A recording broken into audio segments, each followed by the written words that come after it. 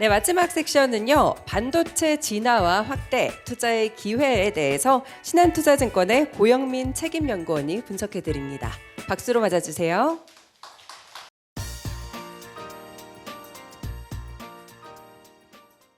저는 방금 소개받은 신한투자증권에서 일하고 있는 반도체 담당 고영민 연구원이라고 합니다.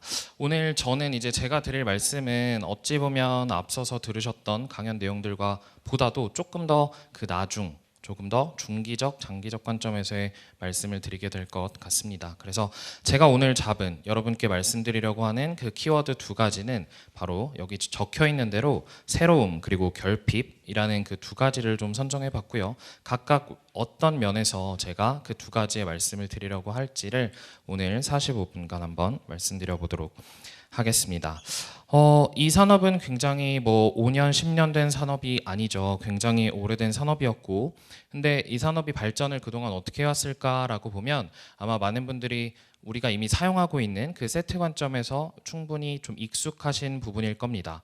PC, 그리고 스마트폰, 그리고 서버와 같은 이런 어플리케이션들이 계속해서 좀 등장을 하는 과정에서 반도체가 그동안 좀 성장을 해온 모습이 있었고요. 근데 최근에는 그 새로운 신규 어플리케이션의 등장 자체가 아무래도 예전만큼 뚜렷하게 더 보이기는 어렵습니다. 그러다 보니까 이제는 그 새로움보다도 그 안에서 지금 사용하고 있는 그 디바이스들 안에서 들어가는 반도체의 용량 증가가 어떻게 되느냐가 최근에 또 한 번 좀 관심을 가지고 있는 부분이고요. 그래서 과거의 그 역사를 살펴보면 이 반도체의 수요가 어떻게 좀 변화했을까 해서 한 두 가지 정도의 만약에 변곡점을 꼽자라고 한다면 저는 여기 적어놓은 두 가지가 될 것 같습니다. 첫 번째는 바로 애플이 아이폰이라는 처음으로 스마트폰을 출시했을 때이고요.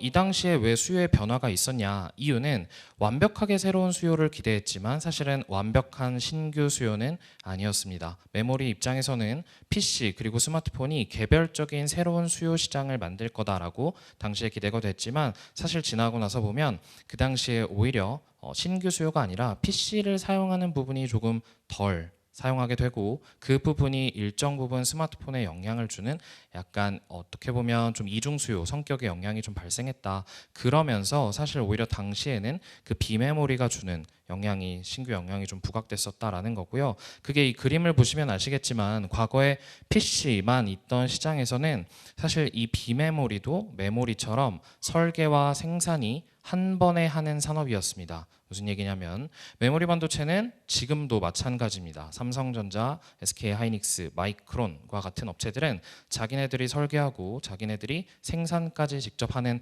업체, 그래서 우리가 IDM이라고 부르고요. 대표적으로 비메모리에서도 이랬던 업체가 인텔입니다. 인텔은 설계와 생산을 다 했었어요. 근데 과거에 사실상 지금도 대부분 CPU 분야에서 높은 점유율을 가지고 있지만 그 당시 PC 시장에서 정말 90% 이상의 점유율을 압도하고 있던 인텔은 설계와 생산을 혼자 다 했기 때문에 마찬가지로 메모리와 동일한 모습을 보였었고요. 그러나 여기 보시는 것처럼 그 스마트폰이 출시되고 나서는 그 스마트폰에 들어가는 CPU, 저희는 모바일 AP라는 그 제품으로 부르는데 이때 의외로 압도적 1위 업체였던 인텔은 진입하지 못했습니다. 그러면서 오히려 다른 업체들이 진입을 하게 됐었고요. 근데 그 업체들 대표적으로 그런 팹리스 설계만 하는 업체들이 주로 이제 등장을 했는데 그게 퀄컴이나 그리고 삼성전자의 설계 부분, ARM 이런 부분들이 좀 들어오면서 이런 설계하는 업체들이 신규로 시장을 진입하기 시작했고 대신 그들은 설계를 할 수 있었지만 생산을 할 수 없었습니다. 그러면서 여러분들이 익히 알고 계시는 TSMC라는 그 파운드리만 따로 하고 있는 회사가 다시 좀 부각되고 있는 그런 그 시작점이었다라는 거고요. 그래서 결론적으로 그 당시에 스마트폰 안에서도 메모리에 대한 신규 수요 효과보다도 비메모리에서의 밸류체인 변화가 조금 더 가장 큰 수요 측면에서의 변화 부분이었다라는 말씀을 좀 드리고 싶고, 그럼 두 번째는 언제냐? 그건 아마 익히 알고 계시는 반도체의 빅사이클, 슈퍼사이클이라고 불렸던 17, 18년도 사이클을 만들었던 장본인인 바로 서버였습니다. 그래서 이전에는 저희의 PC 그리고 모바일 같은 제품들은 다 B2C 제품이라고 불러요. 왜냐하면 저희 같은 컨슈머들이 사용하는 제품이죠. 근데 그 이후부터는 이 기업들의 수요인 서버와 같은 B2B 수요가 조금 더 비중이 차지하게 됐고 됐고 현재 작년 기준으로만 보더라도 서버 수요가 차지하는 비중은 약 30% 정도 이상이 됩니다. 그래서 이제는 PC 시장을 압도하고요. 그렇다 보니까 반도체 수요, 메모리 수요 안에서의 대부분은 B2C였던 과거의 모습과 달리 이제는 이 B2B라는 속성이 좀 차지하는 역할이 좀 커졌다라는 부분을 말씀을 드리고 싶습니다. 그래서 여기서 결론적으로 첫 번째 말씀드리고 싶은 키워드는 바로 이런 세트의 진화에서 나오는 새로움이라는 키워드를 말씀드리고요. 이게 우리가 앞으로 어떤 면에서 주목해야 될까를 뒤이어서 말씀드려 보도록 하겠습니다. 두 번째는 바로 결핍이라는 키워드인데요. 과거에 이 반도체 산업이 좀 성장하는 과정에서 메모리 반도체 1위 업체와 2위 업체가 다 한국이 보유하고 있죠. 삼성전자, SK 하이닉스입니다. 그 두 업체가 성장을 하는 과정에서 이 안에서 사용돼야 되는 장비, 생산 과정에서 그리고 소재, 부품과 같은 소위 말해서 저희가 중소형주라고 부르는 그런 회사들은 사실 과거에는 굉장히 좀 작고 미미한 그런 회사들이었습니다. 근데 삼성전자 하이닉스가 성장하는 과정에서 과거에는 해외 장비, 소재, 부품사들 위주로 사용을 했었다면 그 부분보다는 조금 더 조달이 편할 수 있고 그런 어떤 정치적 영향에서도 좀 벗어날 수 있도록 내부에 있는 국산화를 좀 진행하자라는 니즈가 계속 컸었고요. 그러다 보니까 없었던 부족했던 분야들인 소재, 부품, 장비 관련 회사들이 삼성전자 하이닉스의 성장 과정에서 같이 성장해 온 게 한국 반도체 산업의 모습이었습니다. 그런 의미에서 여기서 중요한 두 번째 키워드는 바로 부족함, 즉 결핍이다라는 말씀을 좀 드리고요. 이 두 가지의 모습이 앞으로 저는 어떤 분야에서 주목을 해보자라고 말씀드릴지를 뒤이어서 좀 봐주셨으면 좋겠습니다. 그래서 그 새로움이라고 말씀드렸던 키워드 관점에서 첫 번째로 소개해드릴 부분은 바로 최근에 좀 떠들썩하죠. 인공지능, AI에 대한 부분입니다. 이 AI 라는 부분은 뭐 이렇게 부각된 거의 대표적인 그 시작점은 결국은 챗GPT라는 그 서비스였어요. 그래서 여기 다 사용해 보셨는지 모르겠지만 어떤 검색어를 넣으면 알아서 그 결과물들을 굉장히 빠르게 답변을 해줍니다. 저도 나름대로 매일 검색을 많이 하고 조사를 많이 하고 하는 사람이라고 생각을 하지만 제가 순수하게 시간을 쓰는 것보다도 어떤 면에서는 훨씬 압도적으로 빨라요. 그런데 과거에는 그 정확도가 굉장히 신빙성이 떨어졌었는데 최근에 뭐 사용해 보시면 아시겠지만 정말 일정 부분에서는 사용하기에 활용도가 굉장히 높다라는 부분들이 좀 뚜렷하게 보이죠. 그래서 이 이후에 인공지능이 앞으로 얼마나 커질까가 굉장히 다들 귀추가 좀 주목되는 분야가 아닐까 싶습니다. 이 AI를 적용하는 대표적인 응용처 디바이스들 저는 세 가지 정도가 좀 오늘 꼽을 수 있을 것 같고요. 그게 방금 말씀드린 첫 번째 챗GPT라는 서비스였고 두 번째가 AR, VR 디바이스고요. 마지막 세 번째가 자율주행일 것 같습니다. 근데 사실 각각에 어떻게 적용되냐라는 게 제가 뒤에서 표를 하나 보여드릴 거지만 사실 동일해요. 그 컨셉적으로는 그게 조금씩의 차이점만 있을 뿐 가장 기본적인 모습은 똑같다라는 부분으로 좀 접근해 주시면 좋을 것 같고요.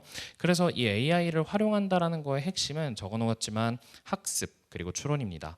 사람이 하는 것보다 왜 정확도가 높을 걸로 기대하고 왜 속도가 빠를 걸로 기대할까? 그 이유는 한 번에 처리하는 속도가 굉장히 빠르고요. 저는 한 10년 전의 사례를 찾아볼 때 걸리는 시간 오래 걸리겠죠. 그리고 그걸 각각 정리하는 것도 오래 걸리겠지만 인공지능은 굉장히 빠른 시간 안에 끝냅니다. 그래서 사실은 무서울 정도로 정말 좀 빠르죠. 그래서 그러다 보니까 제가 접근할 수 있는 데이터보다 훨씬 방대한 양의 데이터를 한 번에 효율적으로 처리하는 그 학습, 추론이 바로 이 AI를 활용하는 디바이스들의 핵심이고요. 앞서서 이 반도체 성장을 이끌어왔던 새로운 세트들, PC, 모바일, 서버라는 그 변화에 이어서 그 다음 주자가 누구일까를 한번 우리는 여기서 고민해 볼 필요가 있지 않을까라는 말씀을 좀 드리는 거고 밑에 이제 그림을 보시면 아시겠지만 일반적으로 이 학습과 추론을 할 때 적용되는 영역은 크게 두 가지입니다. 그래서 첫 번째는 가장 사람의 어찌 보면 뇌와 같은 역할을 하는 게 바로 이 데이터 센터예요.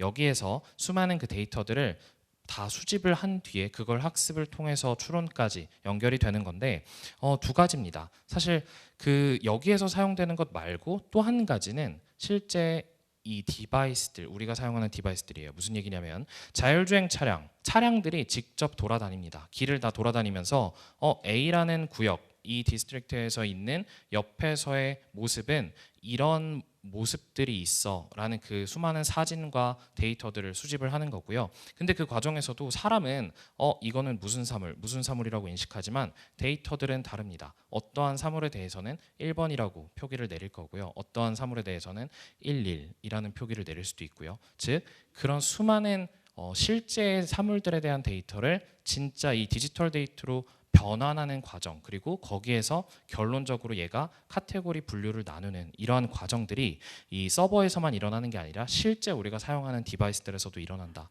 그런 의미에서 그 두 가지를 저는 좀 위 서버와 그 다음에 실제 밑에서, 여기서는 이제 엣지 디바이스라는 용어로 적어놨는데 그 두 가지를 좀 구분해서 볼 필요가 있고요. 그래서 제가 앞서서 이 활용되는 게 사실은 구조는 동일하다, 근데 각각 나뉜다라고 말씀드렸는데 바로 이 부분에서예요.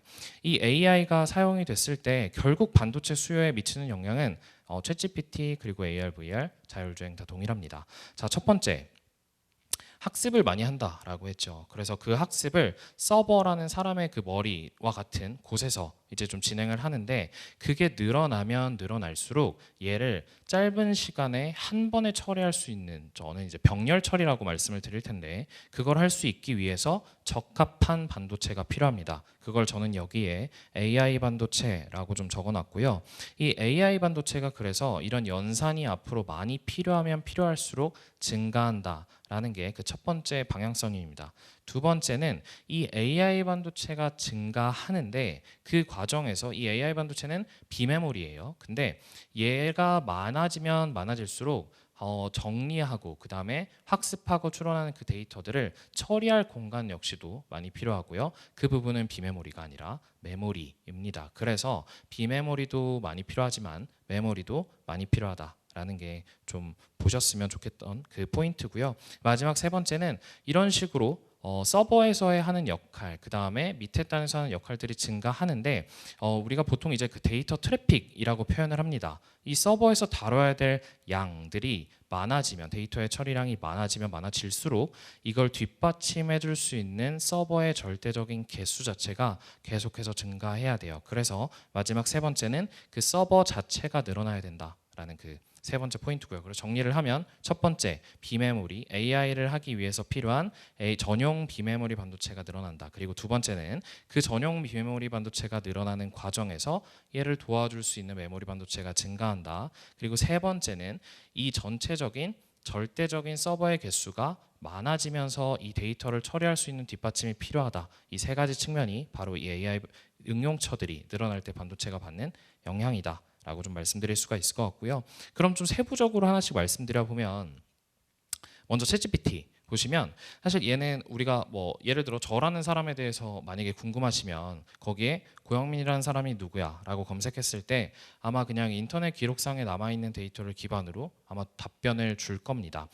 굉장히 좀 혁신적이죠. 근데 얘가 이렇게 할 수 있었던 이유는 그 고영민이라는 키워드가 있는 모든 데이터들을, 모든 방대한 데이터들을 다 끌어모았기 때문에 가능한 거예요. 즉 이런 키워드가 인풋이 됐을 때 나는 아웃풋이 뭘로 나와야 돼라는 수많은 학습을 통해서 나온 결과물이라는 거죠. 그러니 앞서서 말씀드린 대로 이걸 처리할 수 있는 비메모리가 필요했다라는 겁니다. 근데 이 비메모리로 지금 부각되고 있는 게 뭐냐? 바로 엔비디아라는 업체가 하고 있는 그 GPU라는 제품이고요.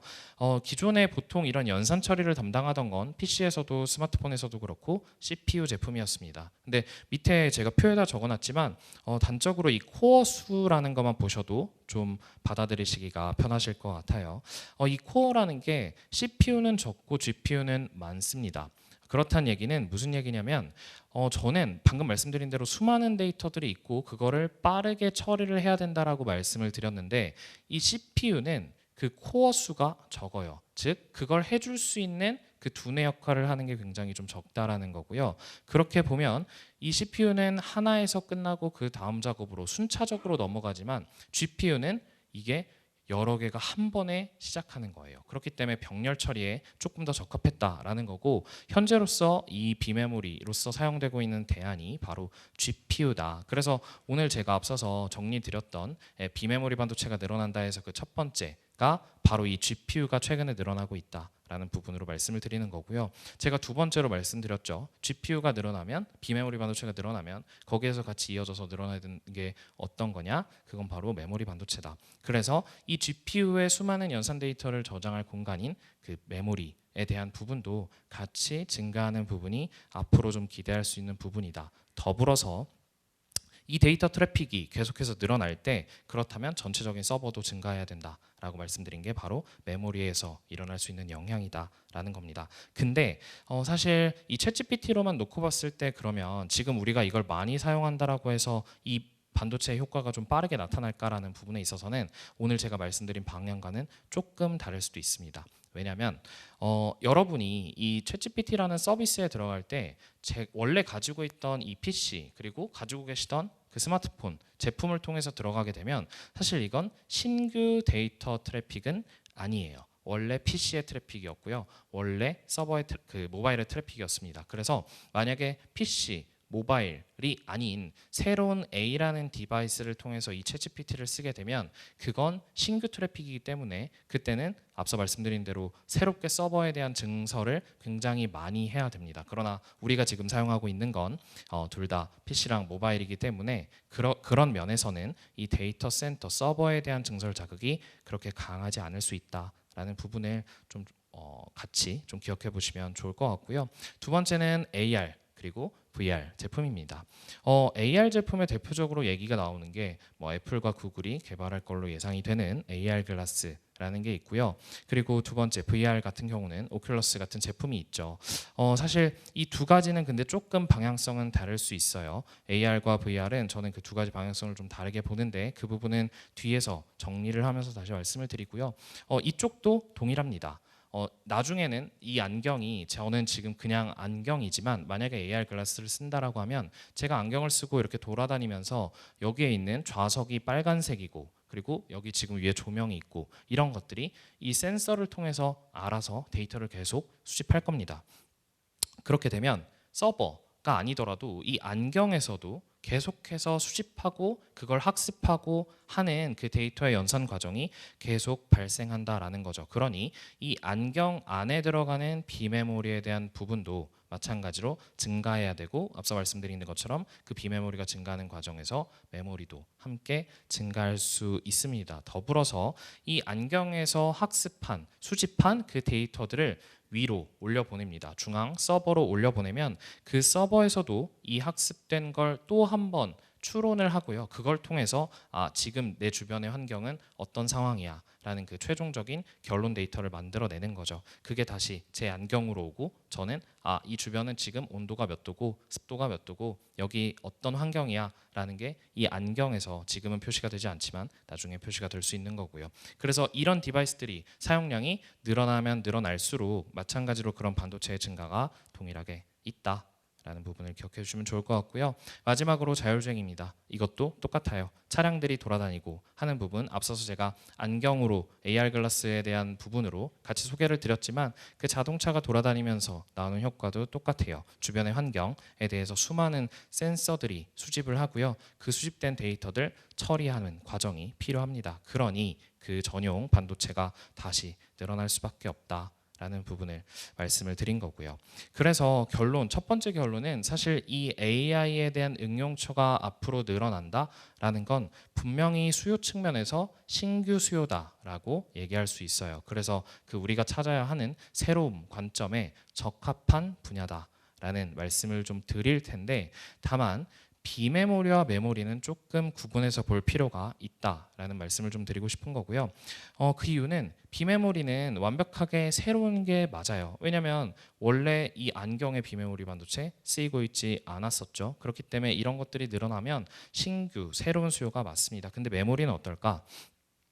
제가 앞서서 AR과 VR을 조금 나눠서 저는 구분해서 말씀드린다라고 했는데 그 이유가 바로 그겁니다. 이 AR은 저는 안경을 쓰는 사람이잖아요. 그래서 만약에 향후에 이 AR 글라스만을 가지고 다니면서 전화 통화를 할 수 있고 어떤 뭐 카톡을 확인할 수 있고 등등이 가능하다면 저는 스마트폰 기기를 굳이 뭐 고사양 제품으로 들고 다닐 필요가 없는 거죠. 그렇게 되면 앞서서 스마트폰이 처음 나왔을 때 PC 시장 대비해서 이 스마트폰이 완벽하게 신규 시장을 만들지 않았다라는 것과 동일하게 이 AR 글라스가 나왔을 때 이 메모리 관점에서는 이중 수요가 될 수 있다라는 면에서 좀 드리고 싶은 말씀이고요. 그러나 VR 기기는 뭐 소위 보통 이제 뭐 게임을 하거나 할 때 사용하는 디바이스들이죠. 그래서 이런 디바이스들을 쓰는 것들은 뭐 새로운 신규 디바이스의 구매로 이어질 수 있는 부분이기 때문에 이런 거나 그리고 자율주행 같은 것들은 기존에 없었던 완벽한 신규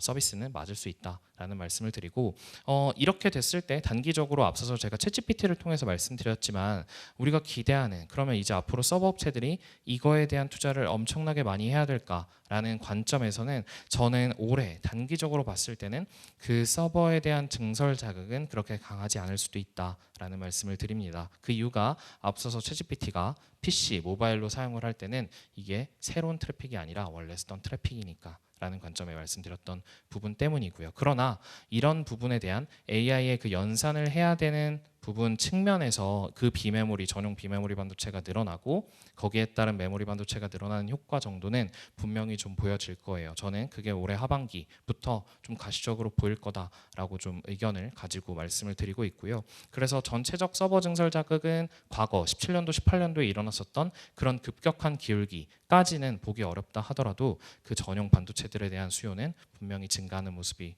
뚜렷하게 보일 수 있다라는 결론을 첫 번째로 말씀드리고요.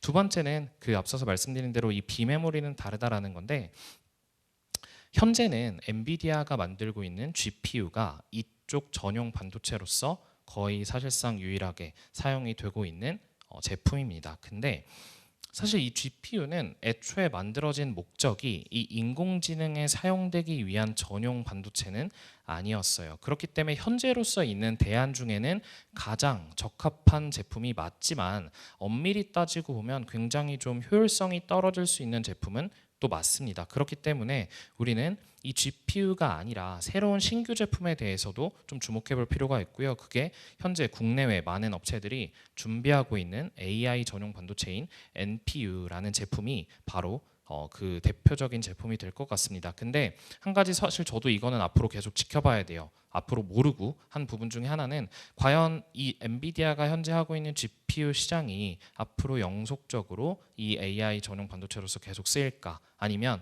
제가 방금 소개드린 NPU와 같은 새로운 대안이 떠오를까? 이 측면에서는 사실 아직은 그 결론을 명확하게 내리기 굉장히 어려운 것 같습니다. 근데 우리 투자자 관점에서는 이게 왜 기회 요인이 될 수 있냐? 바로 과거에 인텔이 그 새로웠던 모바일 AP라는 제품에 들어가지 못하면서 상대적으로 퀄컴, 삼성전자와 같은 업체들이 부각되는 그 과정을 저는 좀 말씀드리고 싶은 거고요.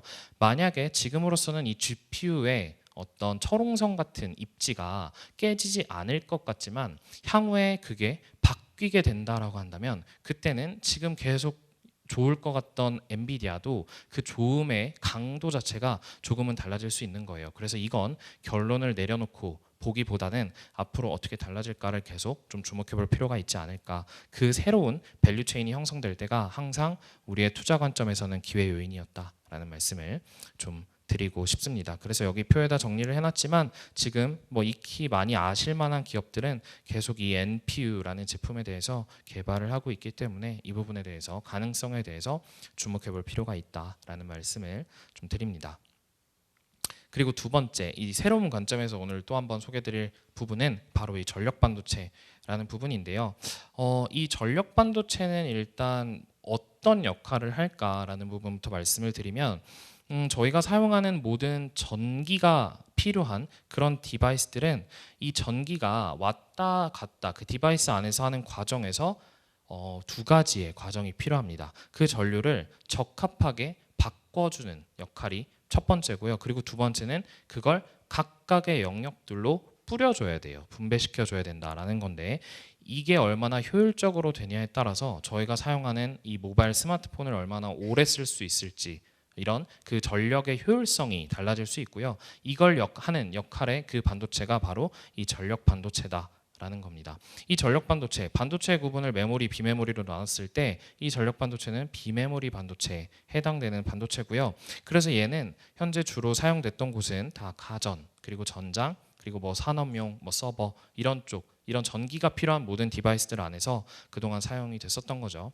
근데 보시면 그 차트에 보시면 아시겠지만 해외 글로벌 탑티어 전력 반도체를 만드는 업체들의 그 내부 제품별 매출 비중을 살펴보면 주로 자동차, 전장 쪽에 쓰이는 비중이 훨씬 많았고요. 가전이나 산업용 쪽은 그에 비해서는 조금 더 낮았어요. 근데 이런 이유는 이쪽 산업에서는 차량용 쪽에 쓰이는 제품이 조금 더 수익성이 훨씬 높은 제품입니다. 그렇기 때문에 이런 글로벌 탑티어 업체들은 다 그쪽 비중을 높여놓은 거고요. 반면에 국내 업체들은 사실 몇 개 없지만 그 일부조차도 주로 매출 비중은 다 가전향이 더 많습니다. 그만큼 이 전력 반도체 산업은 사실 한국에서 굉장히 아직 좀 미미한 그러한 산업 중에 하나인 거죠. 그럼 이 시장은 최근에 좀 많이들 얘기가 나오는 건 사실 뒤에서 소개드릴 그 소재의 변화 때문이에요. 근데 이 뭐 SiC, 겐과 같은 새로운 그 전력 반도체들에 대해서 얘기가 나오고 있는 거지만 그럼 그 이전에는 이런 전력 반도체라는 시장이 없었을까라고 생각해 보면 그렇지 않습니다. 이 시장도 원래 있었고요. 이 시장이 그동안 커왔던 건 대표적으로 저는 냉장고에 대한 예시를 좀 드려요. 제가 어릴 때 사용하던 냉장고들의 대부분은 그냥 하나의 박스 형태였습니다. 그래서 냉장 기능이 있고 냉동 기능이 있는 그냥 덩어리 형태였죠. 근데 최근에 여러분들이 사용하시는 냉장고는 다 뭐 외부에 디스플레이가 달려 있고요. 뭐 어떤 편의 기능들, 뭘 버튼을 누르면 어떻게 달라지고 이런 새로운 제품들이 많아졌죠. 근데 이런 기능들이 탑재가 되면 탑재가 될수록 여기에 들어가는 새로운 전력 반도체가 필요합니다. 그렇기 때문에 과거에부터 이미 이런 편의 사항들이 각 디바이스 안에서 증가하면서 이 전력 반도체 시장은 늘어왔고요. 비단 냉장고뿐만이 아니라 자동차도 마찬가지입니다. 요새는 그 차량 내부에서 대부분이 다 디지털화가 되어 있죠. 그래서 이런 부분들이 기존의 시장을 계속해서 성장시켰던 요인이다. 근데 앞으로 이 시장이 왜 더 커질 거라고 보느냐? 그 이유는 바로 제가 말씀드리지 않아도 이견이 없을 모두가 동의하는 성장이 유력한 그런 어플리케이션들에 이 전력 반도체가 절실하게 필요하다라는 점 때문입니다. 대표적으로 전기차, 그리고 태양광 풍력, 그리고 서버, 로봇과 같은 이 제품들이 다 앞으로 필요한 차세대 전력 반도체가 들어가야 되는 영역인 거고요. 그래서 앞서서 이 시장이 최근에 부각되고 있는 건 소재의 변화다라고 말씀드렸는데 기존에는 그냥 기존의 반도체들이 사용하던 소재였던 Si, 실리콘이라는 물질이 이 산업에서도 쓰였습니다. 근데 최근에는 그게 쓰이기가 어려운 환경이 됐고요. 제가 앞서서 급격하게 가파른 고성장을 할 수 있다라고 말씀드린 그 어플리케이션인 전기차, 태양광 풍력, 그리고 서버, 로봇과 같은 그 전방 수요들은 다 공통적으로 구동 환경이 되게 하쉬하다, 엄청 거칠고 고전압 그리고 고열, 고주파가 발생하는 어플리케이션이다라는 거예요. 근데 제가 여기 물적 특성에 대한 테이블을 넣어놨지만 기존에 사용하던 실리콘 반도체는 이 안에서 그런 고전압, 고주파가 발생하는 환경에서 구동이 할 수가 없습니다. 그 성능을 제대로 구현할 수가 없고요. 그래서 앞으로는 여기 이런 환경에서도 버틸 수 있는 새로운 반도체의 그 대안이 필요했다라는 게 최근에 좀 보여지고 있는 상황인 거고, 거기에 대안으로서 그 두 가지 SiC라는 차세대 제품 그리고 겐이라는 차세대 이 두 가지 제품이 현재 부각이 되고 있다라는 모습을 말씀을 드립니다. 근데 이 두 가지가 물리적 특성을 감안하면 굉장히 좋았는데 그동안 왜 못 쓰였을까? 아무리 좋아도 너무 비싸면 쓸 수가 없죠. 그래서 그동안은 못 쓰였던 거예요. 근데 자, 왼쪽에 있는 그림을 한번 봐주시면 이 위에 있는 게 SiC로 만든 차량 안에 들어가는 인버터라는 제품이고요. 밑에 더 크고 무거워 보이는 이 제품이 Si라는 소재로 만든 제품입니다. 차량 안에 들어갔을 때 저 SI가 들어가려면 쟤는 왜 저렇게 부피가 크고 무거울까? 그 이유는 아까 말씀드린 대로 고열이 발생하고 고전압이 발생할 때 얘가 성능을 잘 못 버티니까 그 안에 쿨링 시스템, 그런 냉각시켜주는 장치가 함께 돼야 돼서였습니다. 그러다 보니까 부피가 훨씬 크고 무게가 크죠. 근데 차량 관점에서, 제조사 관점에서 SIC로 만든 걸 넣었을 때는 공간이 확 줄어드니까 차가 더 무겁지 않아진 거예요. 그러면 조금 더 가벼운 상태에서 달리면 주행 거리가 조금 더 늘어나는 모습이 나올 수 있고요. 그러다 보니까 여전히 SI 그리고 SIC 단일로만 비교했을 때는 훨씬 SIC가 비싸거든요. 근데 전체 제조사 입장에서 그게 단일로는 놓고 봤을 때 비쌀 수 있으나 얘를 탑재했을 때 전체 비용을 감안하면 쿨링 시스템 빠지고 그리고 주행거리 늘어나고 이런 점을 감안했을 때 이제는 경제성이 생긴다라는 게 최근에 좀 부각되는 이유입니다. 그래서 현재 18년도 이후부터는 이거에 대한 채택이 계속해서 좀 증가를 해왔던 그런 상황인 거고요. 제가 여기 각각 계산을 해서 좀 그림을 넣어놨지만 2018년도에 글로벌 전기차 업체인 테슬라가 처음으로 이 SIC로 만든 인버터 제품을 탑재하기 시작했습니다. 그 이후부터 테슬라에 이어서 제가 여기에 정리해 놓은 많은 제조사들, 뭐 현대차도 있고 그다음 BYD 뭐 이런 업체들이 다 지금 확대를 시도를 하고 있는 상황이고요. 저희가 계산했을 때는 이 SIC 인버터를 탑재하기로 결정한 차량들의 그 판매 대수를 기준으로 침투율이 얼마일까라고 했을 때 2018년도 한 38%에서 22년도 기준으로 약 70%까지 올라가는 모습이 나옵니다. 다만 사실 이건 데이터에 한계가 있어서 조금은 다를 수가 있어요. 제가 계산한 건 그 전체 차량에 대한 판매량을 기준으로 했기 때문에 이 70%가 나오지만 사실 여러분이 아시는 것처럼 차량들은 그 차량 안에서 최상위 트림, 그다음 중간 트림, 하이 트림 여러 가지 트림이 나오죠. 근데 그 안에서 지금 현재 SIC가 쓰이고 있는 건 최상위 트림 위주이기 때문에 현재로 놓고 보면 제가 계산한 저 70%라는 게 사실 저만큼은 미치지 못할 거예요. 그러나 그 차량들이 채택되고 있는 차량의 모델 개수가 늘어나고 있다라는 게 분명하다라는 걸 먼저 좀 보여드리고 싶어서 오늘의 이 계산 과정을 말씀을 드린 거고요. 그만큼 향후에 시간이 지나면 지날수록 그 트림들이 확대되는 과정에서 이 침투율이 진짜 증가하는 모습이 뚜렷하게 보일 가능성이 높다라는 부분을 좀 말씀드리고 싶습니다.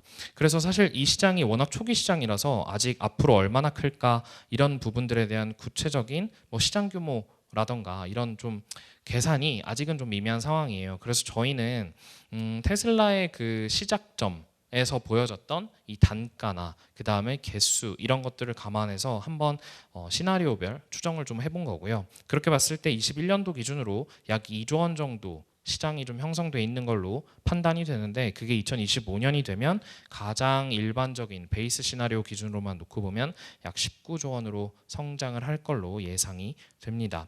여기서 조금 더 공격적으로 전기차가 늘어나고 이 SIC에 대한 채택이 늘어난다라고 한다면 제가 오늘 말씀드린 이 19조 원의 성장 그 이상의 성장을 볼 수도 있을 것 같고요. 더군다나 이건 저는 차량, 전기차만으로 계산한 시장 규모의 성장입니다. 그렇기 때문에 앞서 말씀드린 태양광 풍력 그리고 서버와 같은 곳들까지 다 감안을 했을 때는 이것 이상의 그 성장이 나올 수 있다. 이 시장만 놓고 봤을 때는 라는 부분을 좀 주목할 필요가 있다라는 말씀을 드리고요. 그래서 이걸 어떻게 계산했는지를 여기 테이블에 넣어놨지만 제가 지금 현재 일반적으로 노멀하게 보는 수준 아니면 그거보다 공격적인 수준들을 따라서 저는 그런 좀 성장의 기울기를 말씀을 좀 드렸습니다. 그래서 이 시장에 지금 현재는 굉장히 초기 단계예요. 근데 여기에서 좀 우리가 주목해 볼 건 사실은 이 반도체는 웨이퍼 그리고 칩 이 두 가지로 좀 구분을 해볼 수가 있는 건데 과거와 다르게 이 전력 반도체에서는 이 조금 더 지금 변화가 뚜렷한 부분은 바로 웨이퍼다라는 말씀을 좀 드리고 싶어요. 제가 여기다 구분해서 넣어놨지만 SI에서는 사실 이 밸류체인, 웨이퍼 밸류체인이 좀 단순해요. 왜냐하면 뭐 시네츠, 썸코, SK 실트론 같은 업체들이 이미 이 웨이퍼를 만들고 있는 것 말고 특별하게 사실 주목될 만한 부분은 없습니다. 근데 SIC가 됐을 때는 어디에서 변화가 조금 더 클까라고 보면 칩 제조사들은 그렇게 크지 않아요. 원래 생산하던 것처럼 그냥 비슷하게 칩도 만들면 되는 겁니다. 그렇기 때문에 그 변화가 크지 않고 어찌 보면 좀 해외 업체들이 기존 원래 잘하던 업체들이 잘할 거라고 보여지는 건데 이 웨이퍼 쪽만 놓고 보면 이 에피라는 공정이 새롭게 좀 부각되기 시작했어요. 그 이유가 뭐냐면 과거에 SI 기준으로 이 제품을 만들었을 때는 이 에피 공정의 필요성이 적었습니다. 제가 뒤에서 그림으로 보여드릴 건데 그 부분이 이 SIC에서는 더 늘어났고요. 이 왼쪽의 그림을 보시면 이 에피라는 건 이 얇은 방막을 씌우는 공정이에요.